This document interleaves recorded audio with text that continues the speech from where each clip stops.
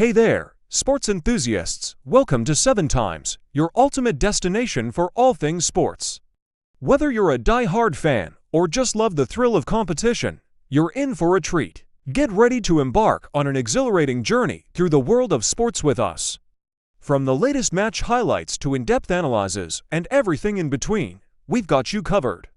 So, grab your favorite snack, sit back, and let's dive into the action. Anthony Edwards joined the TNT post-game coverage immediately following a 98-90 Game 7 win over the defending champion Denver Nuggets. Charles Barkley started to ask Edwards a question. "I have not been to Minneapolis in probably 20 years, he said. Edwards interjected, "Bring ya ass." It was another viral moment for Edwards. However, that is exactly what the Minnesota Timberwolves will expect from the national media, opposing fans, and the Dallas Mavericks, mainly due to Edwards' brilliance in the postseason. Game 7 may look statistically different from other Edwards heroics. He didn't score 40 points, he didn't have 6 steals, and wasn't perfect from 3. Edwards simply played the right way, which is impressive for a 22-year-old on the verge of becoming an all-time superstar. But Edwards still had the game-ending 3 in the fourth quarter. After a Nez Reid putback, the Wolves extended their lead to 7, 89-82. Jamal Murray then turned the ball over at half-court due to a Mike Conley double-team and steal. Conley weaved to the left wing before dumping the ball off to a sprinting Reid, who took 2 steps towards the rim before whirling a pass to the right corner, where Edwards stood alone. Edwards was 1/8 from 3 at the time. He took a dribble, double-checked that he was behind the arc, lined the shot up, and hit nothing but net. That forced the Nuggets to call a timeout, down 92-82 with 3:07 remaining. Edwards yelled before celebrating with someone in the crowd. That 10-point lead would mark a 20-point swing early in the third quarter. Up until that point, Edwards was 1/8 on 3-point attempts and found scoring hard to come by for most of the game. Despite his struggles scoring, he put on a masterclass of making the right decisions and leading by setting the table for his teammates' success. From early in the first quarter, Edwards was attempting to impact the game in any way he could. The first quarter of the game started as a rock fight. Edwards scored his first points at the 8:46 mark of the quarter on a difficult pull-up jump shot that made it for 2-3 Wolves. The game would plod on with a slow pace and wonderful defense by both teams, and Edwards would slowly start to figure out Denver's defense. Denver made a concerted effort not to allow Edwards to beat them with his scoring. They doubled him on every pick and roll, sent help on every touch, and had defenders lean his way to crowd the paint. Edwards faced a similar look in Game 5, the most he had ever been pressured in his career. The difference in Game 7 was that Conley was playing, drastically improving the spacing. The first quarter, at the 7:16 mark, Edwards swung the ball to Conley, who drilled a 3 to make the game to 7-5. With the increased space, Edwards moved the ball quicker than in Game 5, as he displayed twice in 4 minutes later. Edwards again faced the double as Reid passed out of a post-up to Edwards. Edwards drove as Reid drifted to the corner, and Edwards passed out to Reid for 3, giving the Wolves a 15-12 advantage at the 3:19 mark. The first quarter ended with the Nuggets scoring 8 straight and leading the Wolves 24-19. Edwards scored only 2 points, shooting just 1/5 from the field. His 2 assists were encouraging. However, it appeared Edwards was finding the increased pressure challenging to manage, settling for 3 3-point shots. The Wolves started losing control of the game for minutes into the second quarter when Denver grew its lead to 12, 32-20. Chris Finch subbed Edwards out and turned to Kyle Anderson off the bench to try and kickstart an offense that scored only 1 point in the past 5:05 of gameplay. Anderson and the Wolves ultimately cut the lead to 6 before the Nuggets extended the lead back to 11. Finch subbed Edwards in, but that didn't stop Denver from building on their lead. Ultimately, the Nuggets extended the lead to 15 going into halftime, 53-38. Edwards only had 4 points at the half, going 1/7 from the field.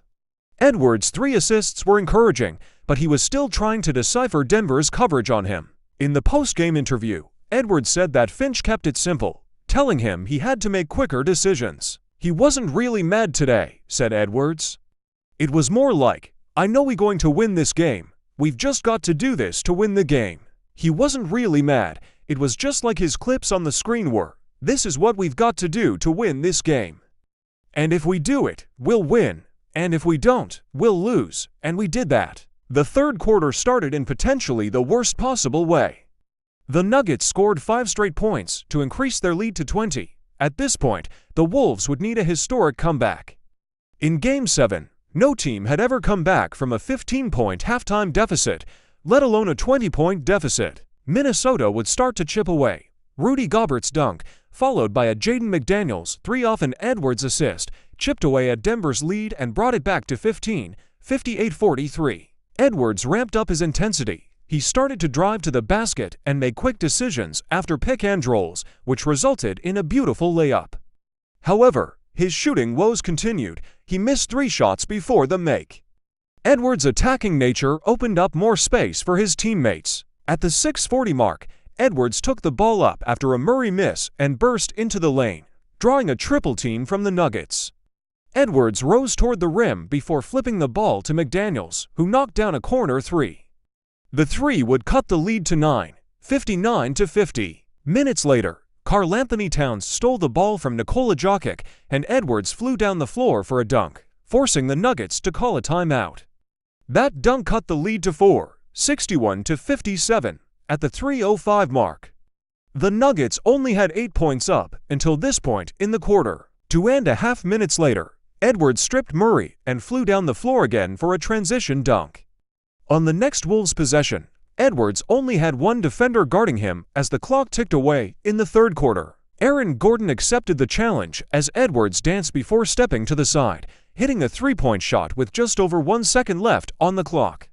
That would be Edwards' first 3 of the night. Jokic missed the half-court heave, and the Wolves were down just 1 point, 67-66, and had all of the momentum. The Wolves would take the lead just 12 seconds into the fourth when Conley fed Gobert for a layup. Minnesota would never trail again after this shot, and it would be the first lead they had since the 142 mark in the first quarter. The fourth quarter was back and forth, with the Wolves and Nuggets matching basket for basket. Minnesota's game plan appeared simple: allow Edwards to draw the double, then attack Denver inside. The Nuggets gave the ball to Jokic and let him run the entire offense. Both strategies worked to perfection. Gobert and Reed wore down Denver's interior defense, and Jokic played magnificently on the other end. At the 4:49 mark, Murray hit a jumper off of a Jokic assist, and the Nuggets trailed by 3, 85-82. Reed missed a 3 on the following possession, and Gobert's rebound ended up in Edwards' hands. He missed the layup, and Reed corralled the rebound and drew a foul. With the lead back to 5, Reed blocked Jokic on the defensive end. Edwards lined up a 3 and missed. A steamrolling Reed snagged the rebound and tipped it in to increase Minnesota's lead to 7. That brings us to where we started. Murray took the pass and trapped at half-court. Conley dribbled to the wing, Nez got the pass, and Edwards drilled the shot to bring the lead to 10. In the final 3 minutes, it was never in doubt.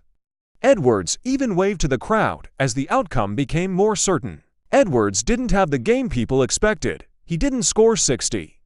He shot 6/24 for just 16 points, but he had 8 second-half rebounds. He also made the game-sealing 3. Most importantly, Edwards faced some of the most aggressive double teams and hedging on defense of his career and finished with 7 assists to just 1 turnover.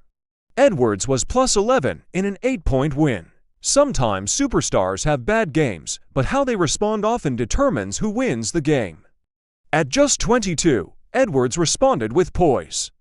He trusted his teammates, put pressure on the defense, and ultimately led his team to victory in Game 7 against the defending champions and a 3-time MVP. For me, being here 9 years, I've seen everything, and Edwards interjects, man f*** them 9 years. Towns attempts to keep his composure as Edwards says, this year. Edwards is right. This year could be the year. The Wolves need 8 more wins. They will fly home to face Dallas in the conference finals, something they haven't done in 20 years. The Timberwolves are back, and everyone will have to bring their ass to Minneapolis by Andrew Duckowitz. And that's a wrap for today's adventure in the world of sports. We hope you enjoyed diving into the action with us here on 7 Times. Don't forget to hit that subscribe button and turn on notifications so you never miss out on our latest updates. Until next time, stay tuned, stay passionate, and keep the sports spirit alive. See you in the next video.